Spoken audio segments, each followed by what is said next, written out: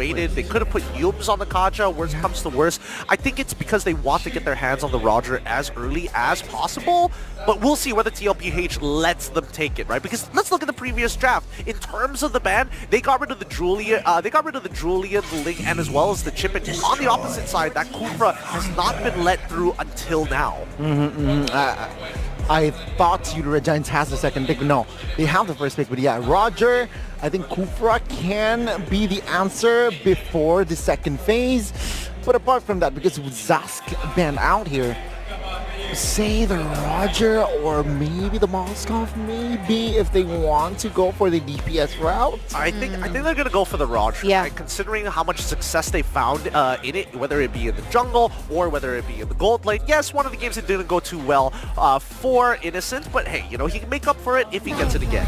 I agree. I think the fact... Oh, wait, no. I thought that maybe the flexibility of the Roger would have been something that they wanted to bring into the drafting phase, especially if Team Liquid once again goes in that route where they ban out all the assassins off the board. But they don't. Jushin has been actually taken up with the response of the Edith and the Moskov, right? With the Zas being banned out, they saw the opportunity to pick up the Jushin, one of the heroes that really dominate in the mid lane and really take that mid trio prio. Well, I would like to see Udu Red Giants actually take a page out of TLPH's book, because when TLPH played up against Fnatic Onyx, they did go for the Jushin plus Glue combination. Really annoying to play against, but it could just still be like Roger Turisla. Yep, Roger Turisla. Yeah. Don't change it. Don't change it if it doesn't break, right? Yeah, I mean, again, Udara Giants match point. Let's stick to comforts here. It's a crazy pick from that Jushin. Somehow surprise first pick. Let's see now. I think they want to stabilize in the second, Team Liquid, to complete their third pick. What do they go for here? An assassin, maybe Hayabusa again for Carl? Usually they go for the Hayabusa, but I think they might need to find a little bit more priority in the other lanes, right? I think this is a good time to actually show what your mid laner is, show Sanji's pick, maybe even just go for the counter pick against the Turisla in an early export, but then that kind of wastes the Edith's flexibility. So we'll see. Oh, okay. Totally forgot about it. No Hayabusa this time around, but the Fanny was left open, right? With the Zas, with the Kaja, with the Faramis being banned out, taking in those positions, the Fanny has been left open for grabs. Now the Udara Giants, they have to think about this, right? What is their answer? What is their stopper for this game? They can do it. This could be the Easter egg of all time. This could be Mikasa skin Fanny for TLPH and a Yin pick coming in for Sakai. Think about it. Think about it. Let's see, right? Again, Roamer should be the main vocal point for both teams in Ruby. Again, I think Team Liquid should ban the Ruby out, considering Udu Red Giants has a chance to pick up themselves for that roam. Yeah, apart from the Ruby, I don't know, Tigreal maybe? I think Tigreal doesn't sound like a bad idea. TLPH opt to get rid of the Grok instead, even though they struggled against the Cho in the previous game. All right. This might indicate that this might indicate that the EXP lane is still up for grabs for the side of TLPH to counteract the Turisla, but that's just a sneaking suspicion. That's the answer. That's the answer. They pick it up for themselves. They utilize this. They're anticipating if or Udara Giants want to actually pick up an assassin here, because technically the Nolan and the Hayabusa are still open if they want to go for that. That's totally true. And at the same time, I don't know whether it's Edith going to be played in the EXP or the Cho, because the last time we saw Cho for TLPH, it was Samford who was playing it. Oh, that's actually crazy. You're right. It's somehow still a flex. 80% though, it's going to be a Cho roam, but you never really know until that last pick. I don't know. Do we like that lane? Cho Turisla? I don't think I like it as much, but let's see. For all intents and purposes, the Arlet and as well as the Ruby is going to get selected by the side of the Udu Red Giants. Which, wait, is this a gold lane? No, it wouldn't. It is? It isn't? It is. There it is. Okay. Ruby Innocent. Innocent gold. Innocent playing Ruby in the gold lane. Samford on Cho once again in the EXP. And now it poses the question, who's the target for Fanny? Right? I mean, technically, there is still Jushin, but the point is now with the fact that Innocent has opted to go for the Ruby, it's not a lane that they can necessarily target or shut down with this Fanny pickup. Yeah, this is an interesting turner of events for Yudu Red Giants, but I think that TLPH, with this Vexana pick on top of everything, is going to be the big difference maker. That Eternal Guard is going to be difficult to handle, even for the likes of Roger and all the melee heroes from the side of Yudu Red Giants. All right, boys, I think we're moments away of entering game number 3, and we know the stakes. You can walk us through it as we enter the Land of Dawn. Let's get this over and done with. Yudu Red Giants at match point currently, and TLPH looking to stop this avalanche and equalize his score as we head into the Land of Dawn. It's going to be TLPH on the red side. Whoa, what's going on here? Zushin immediately looking for that first blood off the Sanji! Yums, let me finish! That's first blood! He wants to force Carl TC to use that retribution as early as possible, and he finds it. SRG on blue side. Oh, yet again, it's another first blood for Yudu Red Giants off of just an aggressive play. And, well, Yudu Red Giants, let's see here. Will Ruby Gold this time come to fruition? TLPH, they need to equalize if they want to stay in the upper brackets, man. Yeah, it looks like they're going to try and equalize. Oh, wait, hold on. They're making a play of their own, punishing instantly onto Stormy's side. Even utilizing the Purify, it just wasn't enough. There were just too many boys there. Yeah, he miscalculated on the quantity of members Team Liquid Stormy, right? And now it's back to even Stevens, 1-1.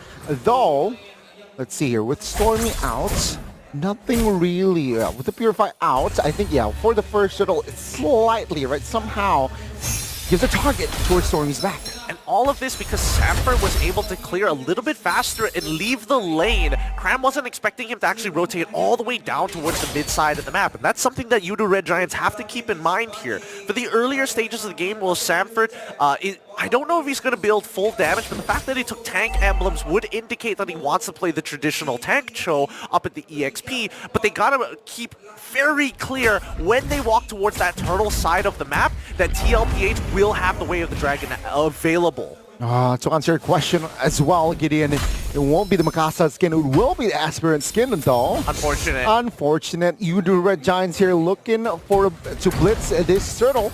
Team Liquid, no setup whatsoever. Yep, it looks like Sanford hits his level 4, but it's a little tough because Sanji is in level 4. Penalty zone as well. It looks like he's in a lot of trouble as Stormy and Cram out of position with the help of JP. Is able to use the ult to dodge the onward. Nicely done by Stormy as they secure the first turtle of the game. Yeah, there was a potential onward from JP. Dodges it, and I'll take a look at Stormy. After the clear, he instantly rotated towards the bottom side of the map with Innocent.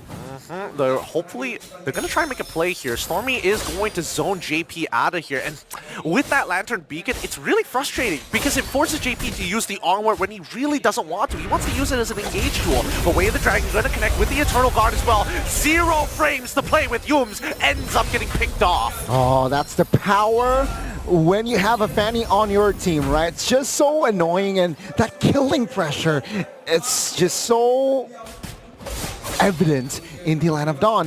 Yudu Red Giants now, they need to somehow find compensation. Top lane may be in trouble for Cram here, as yeah, he is low on mana as well. Yep, he's going to have to go for a recall on this one, allowing Sanford to actually proxy the lane. He's going to leave very, very soon. The question is, will Stormy make that same mistake as he gets run down in mid lane here? Even with the cutthroat from Carl TC, not enough to take him out just yet. JP now stopping him from getting any kind of pressure whatsoever and combos it with Sanji. At this point of time, the Yudu Red Giants can't be proactive against TLPH.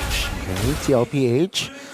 A lot of proactiveness here, and entering minute 4, they want to perhaps pinch the bottom side of the map here as Roger Sakai's is there as well, providing vision. Oh, good. Cancel coming in from Innocent, and I'm offended as well. He's got no should pull. Jumps in with like and possible. JP's able to land the Earthshaft and the onward on towards the correct targets. Way of the Dragon on top of it all to find the kill onto Sakai. TLPH trying to get on out of there, but the final slash is going to keep JP in place, but they don't have enough damage to secure it just yet. Yums finds one. The Eternal Guard is out there, trapped in the middle. G could no to help secure, and Yums underneath the turret. They could die, but Stormy says, stop it. Everybody back away. Crab now comes in with the penalty zone as well. Sanford could turn this around. Third hit of G-Kundo to slow him down so that Sanjay can walk away. And finally, we see the teams cool off. Man, the coordination from Team Liquid in the early game, very, very convincing. Can they keep up entering mid-game though? As you do Red Giants, they're somehow... Yeah, they lost that terrain there in the bottom side of the map. Let's see, Turtle. Seems like you do Red Giants, they will not give this up as well. Just great utilization of Sanford's mobility on this show. He is running from the top side of the map to the bottom side of the map, and Altizzi looking for an opportunity to pick somebody off, but it's a little tough when they're stuck together. In the meantime, looks like he's going to go for the clear off the rest of his jungle before he heads on over to Turtle. Minute 5. It's, again, economy very even. Turtle heavily targeted by SRG. Fanny doesn't really necessarily want to contest him. Turtle, but there's no cross-map play potential from the side of Team Liquid just yet. Yeah, I mean, they can't really do much, but here we go. JP once again with the onwards on towards Yums' side. He's going to stick very close to him at this point of time as Stormy clears the rest of the map just to make sure that he doesn't get picked off. Down on the bottom, we do see that unfortunately for Innocent, oh wait, hold on, Yums getting hit by the Terrifying and the Way of the Dragon as well. Missing the onward from JP, but now comes the Primal Wrath as Benny QT gets involved. He finds the kill on towards Yums' side. Innocent with the Defender catch too. Does he have enough damage to actually pick him off? Innocent finds JP and Cram gets Benny QT immediately after a quick response by YRG. Not just a marksman, he is also on point on the Ruby. Team Liquid now needs to be very careful top lane. Carl TZ already doing the split push job desk. Also Innocence in the bottom side of the map. It's going to be the trade, but guys. He got caught off there. He wasn't expecting Sanford to get back to the top position of the map so quickly. And without a flicker or even a purify, there's not much counterplay after you transform back into your Lycan form. I mean, so fast, right? This Cho, especially. That was Cho without the flicker as well. So that shows that, yeah, this Cho is still value even in the EXP. Concussive Blast, A-okay. I mean, he's just there for the setup, right? And he's looking for another one. He's going to see who's going to respond, and it looks like it's going to be Sagai's and Cram. Sanford doesn't spot out Sagai's just yet, but Cram does clear up that lane. He might need to clear off one more, but now the mid lane getting attacked. Stormy's still alive, ends up using his ult regardless. So, yeah, Stormy here is going to be the main target. It has been for the past 7 minutes that the mid lane from Yudu Red Giants will be the main target from Team Liquid. Needs to be careful here, as let's see, the last turtle, will it be the same for Team Liquid? Letting the turtle go, looking for a potential compensation or a cross-map play. Yep, here comes the conceal. Sanford will be able to rotate towards the top side of the map, but no, he still wants to play in these bushes to maybe set up a kill for Sanji's side. Stormy is going to open things up with the beacon, making sure that he's utilizing that lantern to check these bushes one by one. He doesn't know where Sanford's going to be. For now, this Yudu Giants, but it does signify that they want to fight. Yep, and here he goes, the onward in towards Yums' side. Sanford is going to get zoned off as Cram is looking for an opportunity for a penalty zone. This next turtle falls into the hands of the Yudu Red Giants, but it's totally fine for TLPH. Sure, take these neutral objectives. Yeah, TLPH, they know how to just wait for the mid game especially, and yeah, take a look at Benny, right? He is technically farming. Maltese looking for the aggressive play, doesn't really has the right damage just yet. Yeah, and Stormy overreacting to Carl Teasy, uses his ult as well as the Purify, something that the GOAT himself will relay back to JP. Hey, if you find the opportunity, go for it. Oh, Final Slash doesn't connect. JP gets on out of there with the onward as Carl is going to go for a full reset. Okay, Team Liquid now.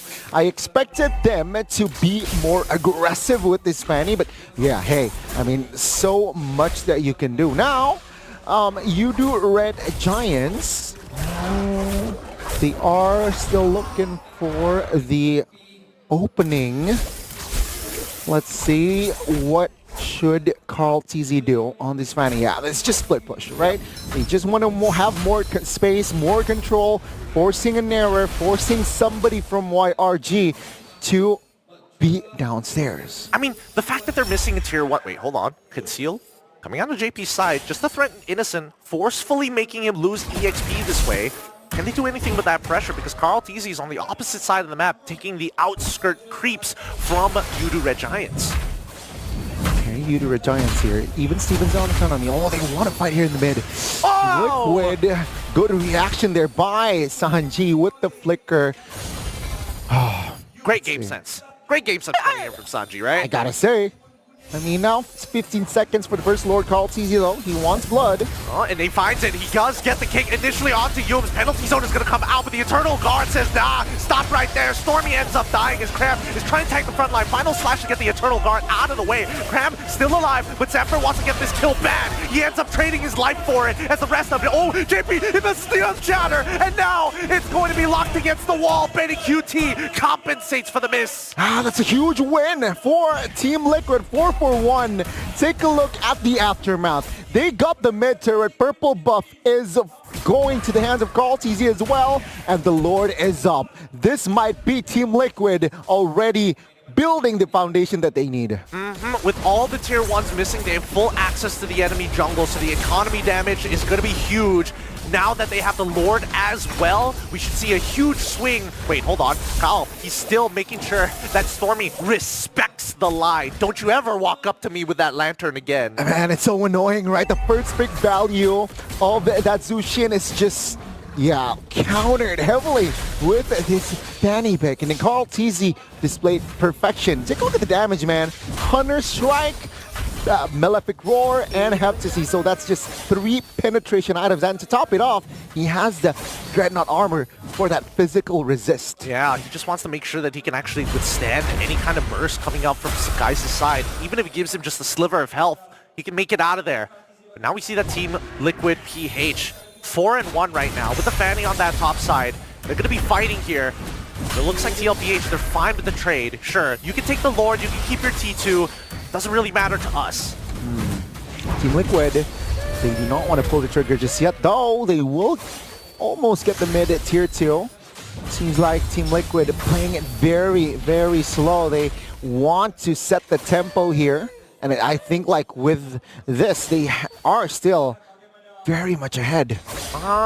Let's look at the goal lead once the second wave, once we're done with the second wave of Lord Empowered minions. Because so far, they've generated a 4.6k Lord advantage. Wait, actually, Zephyr finds the kick in towards the guy's side, into the penalty zone. The Eternal Guard is keeping the rest back, but Zushin is going to pull Zephyr backward. And now, even for Yums, he's gone too far, too deep. SOD as well. Benny QT finds the guys looking for Stormy. He says, nah, we'll just take the rest of your members. We'll let you live to send the message. That's a triple from Benny, and he is activated 6 skills, and can you really stop the Moskov right now? It's too tough. They've got the minion waves, they have damage, and they will crack open the base and send Stormy to his death just before the game ends. It's 2-2 against Liquid. 2 apiece, and the Udu Red Giants, they will have to accept defeat against the Team Liquid from Philippines.